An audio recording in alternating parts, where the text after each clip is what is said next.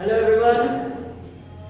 तो आज के इस नए वीडियो में फिर से स्वागत है आपका। और आज का टॉपिक हमारा है laws of motion. Laws of motion, laws of motion में हमें क्या देखना है, क्या समझना है, इस छोटे से लेक्चर में, छोटे से प्यारे से लेक्चर में हम देखेंगे क्या होता है, समझेंगे कैसे क्या चीजें चल रही है। ठीक है, चलिए शुरू करते हैं मेरे बच्चों। सबसे पहले लॉज ऑफ मोशन को पढ़ने से पहले हम एक बार छोटा सा रिविजन कर लेते हैं कि मोशन क्या होता था। हमारा मोशन मेरे बच्चे क्या होता था? Motion is defined as the change in position with respect to reference frame. Motion is defined as the change in position of a body with respect to some reference frame. किसी भी reference frame के respect में अगर position change हो रही है किसी body को, तो हम कहेंगे वो बॉडी मोशन में है। रेफरेंस फ्रेम के बारे में हमने पिछले वीडियो में चर्चा किया था, आप सभी लोग देख सकते हैं। ठीक है, चलिए आगे बढ़ते हैं। बेटा इस चैप्टर में ये समझना है कि हमें इसमें पढ़ना क्या है। क्या पढ़ना है इसमें? हमें इसमें पढ़ना है कॉज ऑफ मोशन के बारे में। मोशन तो हमें पता है कि पोजीशन चेंज हो रही है, that is motion is happening. But cause क्या है मोशन का? What is the cause behind motion of a body? What is the cause behind change in position of a body? Sir cause क्या है? Cause क्या बेटा? एक ही cause हो सकता है। वो कॉज क्या है? वो कॉज आपका है फोर्स। ठीक है, फोर्स के कई इफेक्ट्स होते हैं, आप लोगों ने पढ़ा होगा। What are the effects of forces? Force can change the position of object, force can change the shape of object, force can change the direction of the object. तो फोर्स के कई इफेक्ट्स हैं, तो उसमें से एक इफेक्ट फोर्स का है कि it can change the motion of object और you can say it can change the position of the object. हालांकि फोर्स शेप को भी चेंज कर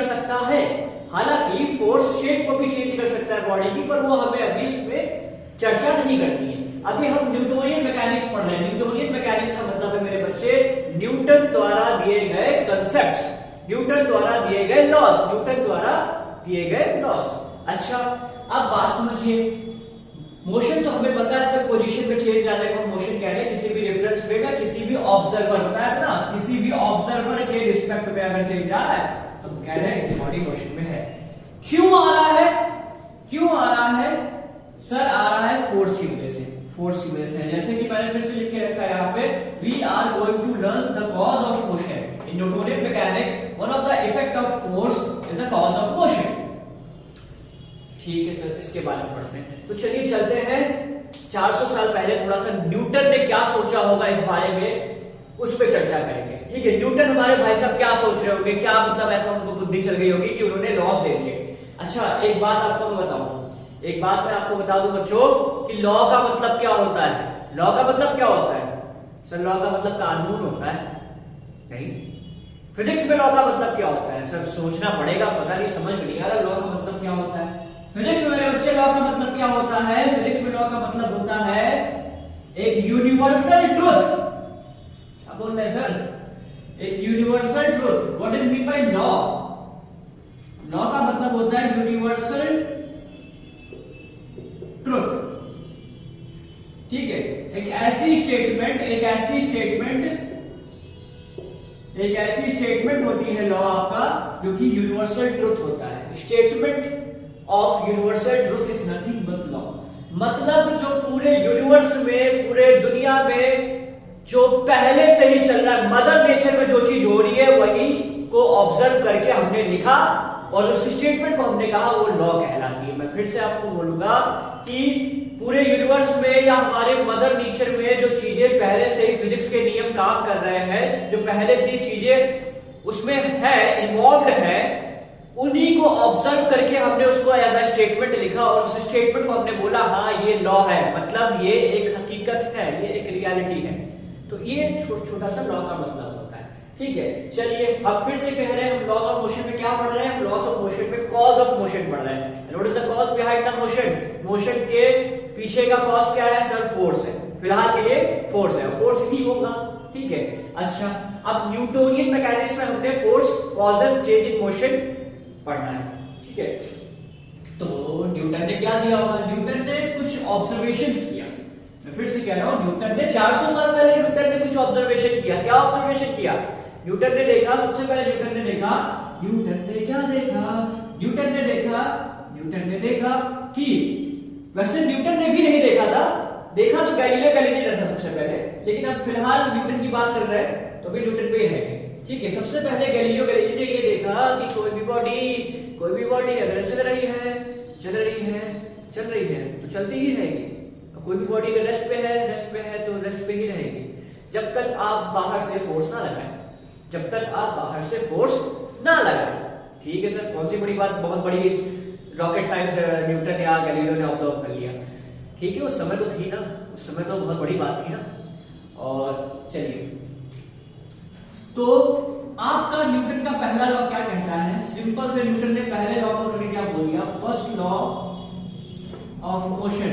क्या कहता है? कहता है a body remains in state of rest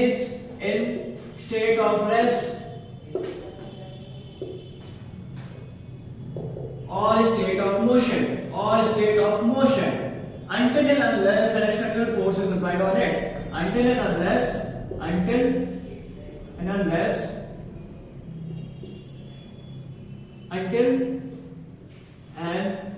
external force is applied on it. ठीक है सर। इस लॉ को हम लॉ ऑफ इनर्शिया भी कहते हैं। और इनर्शिया का मतलब जानेंगे इनर्शिया क्या होता है बच्चों। ठीक है, सिंपल सी स्टेटमेंट है, बस सोचो ध्यान से, मोबाइल लेके बैठे हो, सोचो, जो मैं बोल रहा हूं उसको सोचो। एक बॉडी है, वो अगर स्टेट ऑफ मोशन में है तो वो हमेशा स्टेट ऑफ मोशन में रहेगी, या स्टेट ऑफ रेस्ट में मतलब रुकी हुई है तो वो हमेशा रुकी रहेगी। अपने आप से बॉडी कभी भी अपनी स्टेट को चेंज नहीं करती है, चाहे वो स्टेट ऑफ मोशन हो, चाहे वो स्टेट ऑफ रेस्ट हो, या चाहे वो स्टेट ऑफ डायरेक्शन हो। स्टेट ऑफ डायरेक्शन के भी लिख लेंगे, चाहे वो स्टेट ऑफ डायरेक्शन क्यों ना हो, मतलब एक जगह अपने आप को बॉडी रखना चाह रही है। अब वो स्टेट ऑफ मोशन में रखना चाह रही है, स्टेट ऑफ रेस्ट में रखना चाह रही है, या किसी एक स्पेसिफिक डायरेक्शन में खुद को रखना चाह रही है, और ऐसा हमेशा होता है। सर हम इसका मतलब यह है कि हम अगर स्पेस में एक बॉल को छोड़ दें तो क्या वो बॉल कभी नहीं रुकेगी? कभी नहीं रुकेगी। तब रुकेगी जब उस पर कोई एक्सटर्नल फोर्स लग जाए। एक्सटर्नल फोर्स मतलब उसको रोकने के लिए कोई एस्ट्रॉइड टकरा जाए, क्योंकि स्पेस तो वैक्यूम है, स्पेस में कोई पार्टिकल्स है नहीं, तो कोई रोकने वाला नहीं है बॉडी को। कोई भी बॉडी की स्टेट को चेंज करने के लिए कोई भी विपरीत बल नहीं है, अपोजिट फोर्स नहीं है, एक्सटर्नल फोर्स नहीं है, कोई पार्टिकल नहीं है, तो वो कभी रुकेगी ही नहीं मेरे बच्चे, वो कभी रुकेगी ही नहीं। वो उसी स्पीड से, उसी वेलोसिटी से वो चलती जाएगी जब तक कोई प्लैनेट से न टकरा जाए, या जब तक कोई एस्ट्रॉइड से न टकरा जाए, या जब तक कोई कॉमेट से न टकरा जाए। सर जमीन में ग्राउंड में हम बॉल को स्लाइड करा देते हैं। सर बॉल तो एक समय के बाद रुक जाती है, उसको रोकने के लिए बॉल और सरफेस के बीच में लगता है फ्रिक्शन फोर्स बॉल को रोकता है, फ्रिक्शन फोर्स बॉल को एक समय के बाद रोक देता है। खैर हम फ्रिक्शन फोर्स के बारे में बाद में चर्चा करेंगे। अभी फिलहाल हम न्यूटन के पहले लॉ को देखने की, समझने की कोशिश करने की। वो क्या रहे हैं? वो सिंपल सी बात कह रहे हैं, वो सिर्फ इतना कह रहे हैं कि आप बॉडी की स्टेट को चेंज तभी कर पाओगे जब आप एक एक्सटर्नल फोर्स उस पे लगाओगे। अब वो स्टेट ऑफ रेस्ट पे है, या स्टेट ऑफ मोशन में है, या कोई स्टेट ऑफ स्पेसिफिक डायरेक्शन में है। ठीक है, तो सिंपल सा उन्होंने एक स्टेटमेंट दिया जो कि उन्होंने ऑब्जर्व किया। That's why it is called a law, and this is called first law of motion. And this first law of motion is also called as law of inertia. Sir inertia क्या होता है? मैंने अभी आपसे एक बात बोली, ये बोला कि बॉडी जिस भी स्टेट में है, ठीक है, उस स्टेट में खुद को रखना चाह रही है। अब उस स्टेट को हमें चेंज करना है तो हमें बल लगाना पड़ेगा, हमें फोर्स लगाना पड़ेगा, हमें थप्पड़ लगाना पड़ेगा। क्या मतलब सर?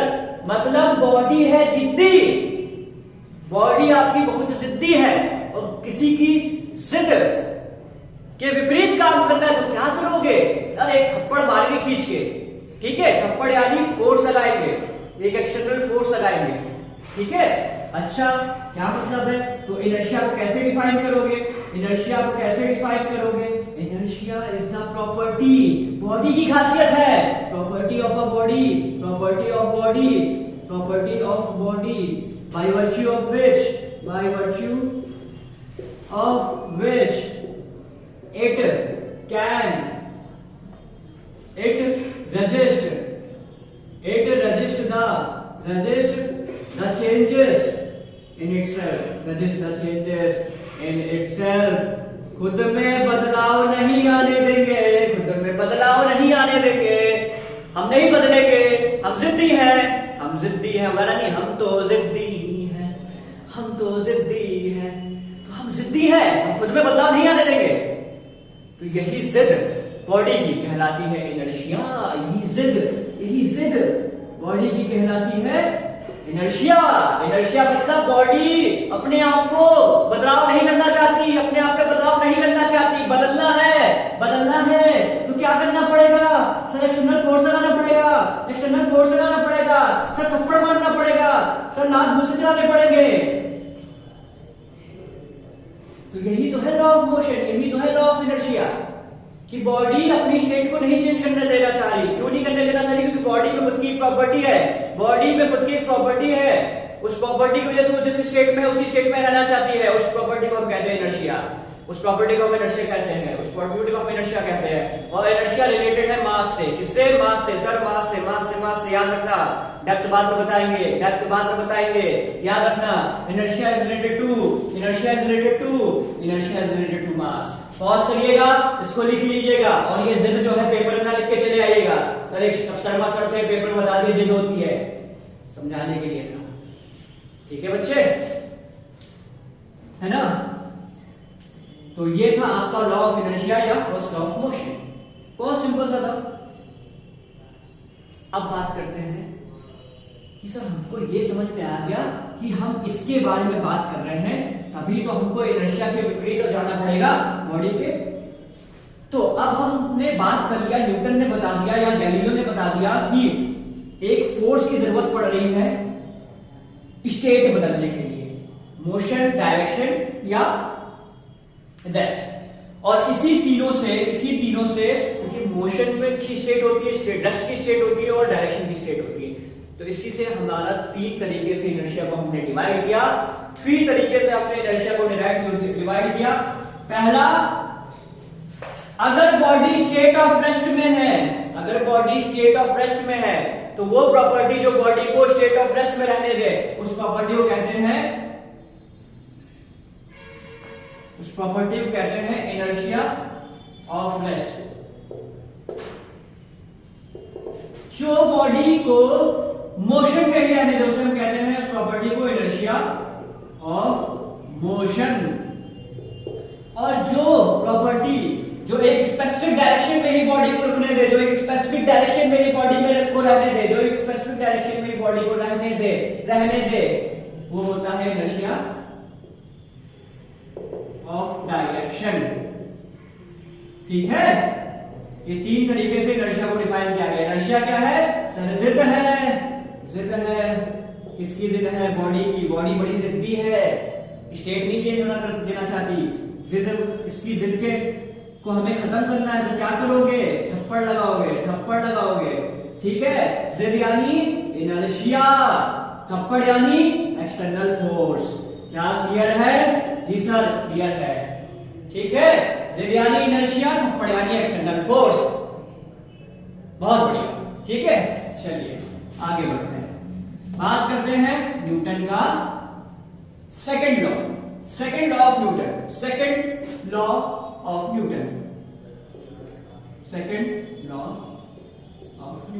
या second law of motion. Second law of motion है न्यूटन, एक ही बात है, न्यूटन ने दिया सेकंड लॉ ऑफ मोशन। बच्चों फर्स्ट लॉ में क्या जाना? फर्स्ट लॉ में ये जाना कि फोर्स की जरूरत पड़ रही है स्टेट चेंज करने की। फोर्स की जरूरत पड़ रही है फोर्स की जरूरत पड़ रही है, फोर्स की जरूरत पड़ रही है स्टेट को चेंज करने के लिए, फोर्स की जरूरत पड़ रही है स्टेट को चेंज करने के लिए, फोर्स की जरूरत पड़ रही है स्टेट को चेंज करने के लिए। कितना फोर्स वो तो बताओ, कितना फोर्स वो तो बताओ।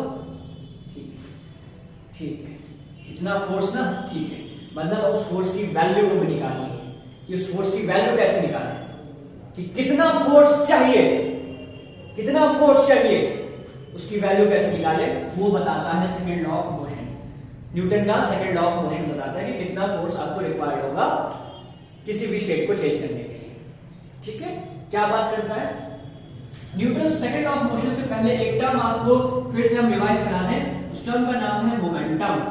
मोमेंटम क्या होता है मेरे बच्चे? आधे लोग तो बोलेंगे sir product of mass and velocity.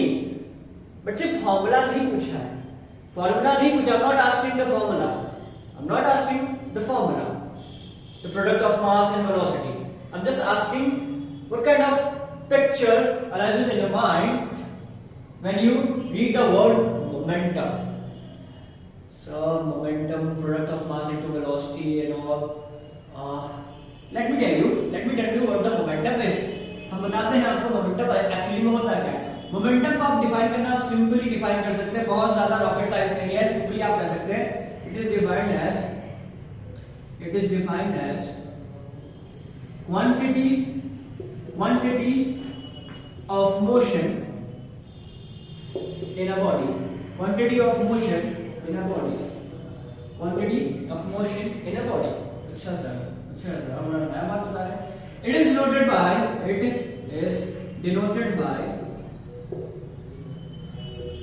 a letter, small letter p. It is denoted by small letter p. ठीक है, सो ये क्या लिख दिया सर आपने, क्वांटिटी ऑफ मोशन। मेरे बच्चे momentum is a synonym for motion, momentum is a synonym for motion, एक तरह से it is another word for motion. Basically अगर कोई भी बॉडी आपका मोमेंटम में है तो आपको दिमाग में ये रख लेना है कि बॉडी मोशन कर रही है, बॉडी मोशन में है, बॉडी मोशन में है, बॉडी मोशन में है। ठीक है, तो कितना क्वांटिटी है मोशन की, कितना मोशन बॉडी में है, that what you call the momentum. कितना बॉडी का मोशन, कितना बॉडी का मोशन है, the amount of motion is called momentum. Sir motion को दिखाने के लिए एक वर्ड टर्म यूज करते हैं, that is velocity, that is speed. But speed is not the measure of momentum. Speed से आप मोमेंटम नहीं बता पाओगे कि स्पीड ही मोमेंटम है।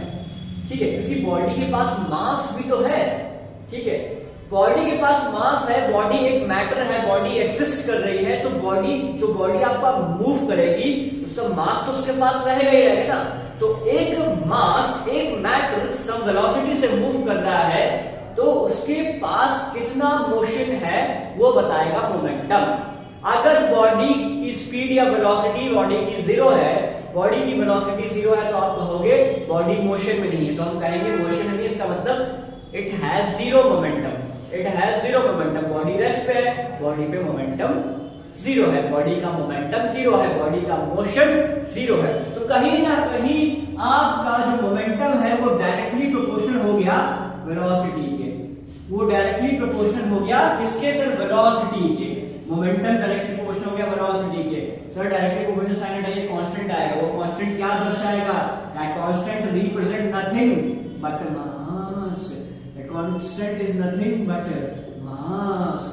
So this is all about momentum, this is all about momentum, mass into velocity, and this will show the quantity of motion, this will show the quantity of motion in a body.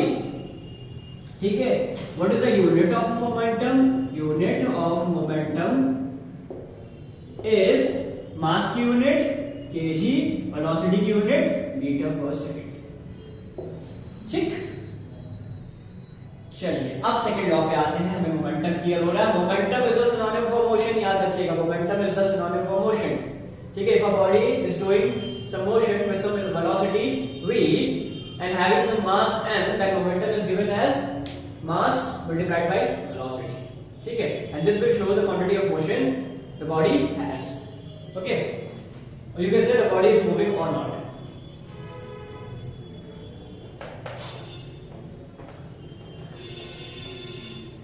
So second law of motion says that the rate of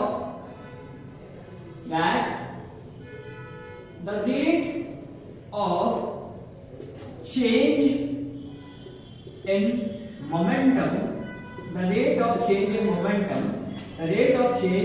in momentum is defined as, gives the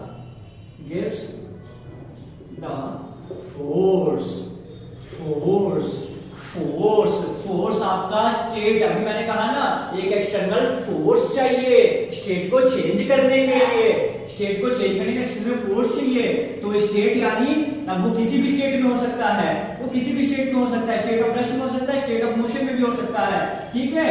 तो चलिए देखते हैं क्या मतलब है। Rate of change in momentum का मतलब है change in momentum per unit time, change in momentum per unit time, ठीक है। चलिए समझते हैं इसको, अभी देखेंगे ये तो आपका सेकंड लॉ ऑफ मोशन, चलिए इसको समझते हैं एक डायग्राम से। मैंने आपसे कहा बस जुड़े रहिएगा हमारे साथ, सब्र रखिएगा, ठीक है। मैंने आपको कहा body is having some mass m, एक बॉडी जिसके पास मास m है and it is initially moving, and if it is initially already moving, already move कर रही है, already body is moving, already body motion में है, तो उसके पास मोमेंटम होगा ना जी सर होगा। कितना वेलोसिटी से मूव करनी चाहिए सर? शुरुआत में इनिशियली बॉडी मूव कर रही u वेलोसिटी से, ठीक है। बॉडी की वेलोसिटी चेंज करनी है, अगर आप बॉडी की वेलोसिटी, मास तो सेम ही है, लेकिन अगर आपको बॉडी की वेलोसिटी चेंज करोगे तो जब बॉडी की वेलोसिटी करोगे तो बॉडी का मोमेंटम चेंज हो जाएगा ना, क्योंकि बॉडी के पास तो मास भी है ना, सिर्फ हम वेलोसिटी थोड़ी ना चेंज कर रहे हैं, बॉडी के पास तो मास भी है ना। और मोमेंटम क्या होता है? Product of mass and velocity. तो अगर वेलोसिटी चेंज कर दिए, पूरा मोमेंटम बॉडी का चेंज हो जाएगा, बॉडी का मोशन बदल जाएगा, ठीक है। तो मैंने कह दिया body is already in motion, and if you change the state of motion, what Newton first law says, then you have to apply an external force, आपने फोर्स लगा दिया, बॉडी की वेलोसिटी चेंज हो गई। लेट्स से सेम मास की body थी, v velocity पे आ गई, तो ठीक है सर आ गई। अभी इसके पास इनिशियली मोमेंटम कितना होगा सर? इसके पास इनिशियल मोमेंटम था आपका, मोमेंटम था कितना सर? इनिशियली मोमेंटम था mass into velocity mu, and final momentum क्या हो गया? By applying the force, sir final momentum हो गया m इंटू v। तो मोमेंटम में चेंज कितना आया? मान लीजिए t सेकंड लग गए भाई, तुरंत तो चेंज नहीं आ जाएगा, मान लीजिए t सेकंड लग गया, t सेकंड टाइम लग गया या t टाइम लग गया मोमेंटम को चेंज होने में, ठीक है। तो मोमेंटम में चेंज कितना आया सर? मोमेंटम में चेंज आया आपका, चेंज कितना आया अभी देखिएगा सर। मोमेंटम में चेंज आया mv minus mu, change in momentum कितना मिला सर? चेंज इन मोमेंटम में मिला mv माइनस mu, इतना मोमेंटम में चेंज आया, ठीक है। चलिए मैं कहता हूं यूनिटरी मेथड इस्तेमाल करता हूं, मैं कहता हूं t टाइम लगा, t टाइम में कितना चेंज आया? mv माइनस mu चेंज आया। तो यूनिट टाइम में कितना चेंज आएगा? Sir? mv change in momentum in unit time कितना आएगा? mv minus mu upon t। भाई t टाइम में इतना चेंज आया तो change in momentum in unit time में कितना आएगा? mv minus mu upon t। और change in momentum in unit time is nothing but the force की वजह से तो ये चेंज आया है, तो इसको हमने क्या लिखा? It is nothing but the force mv minus mu upon t। Can we take mass common? Yes sir you can. mv minus mu and t, and what is v minus u upon t? What is change in velocity per unit time? So acceleration, तो मास का force का formula आपको मिल गया, mass into acceleration. Newton ने कहा चलो दे दिया, निकालो फोर्स की वैल्यू कितना लगाना है, ठीक है, चलो दे दिया, ठीक है। तो आपको यहां से फोर्स क्या मिला? सेकंड लॉ में फोर्स आपको मिल गया mass into, force is nothing but mass into acceleration. Clear है? यस सर क्लियर है। तो ये थी कहानी न्यूटन के सेकंड लॉ की। ठीक है, चलिए पॉज कर लीजिएगा और इसको नोट डाउन कर लीजिएगा। ठीक है,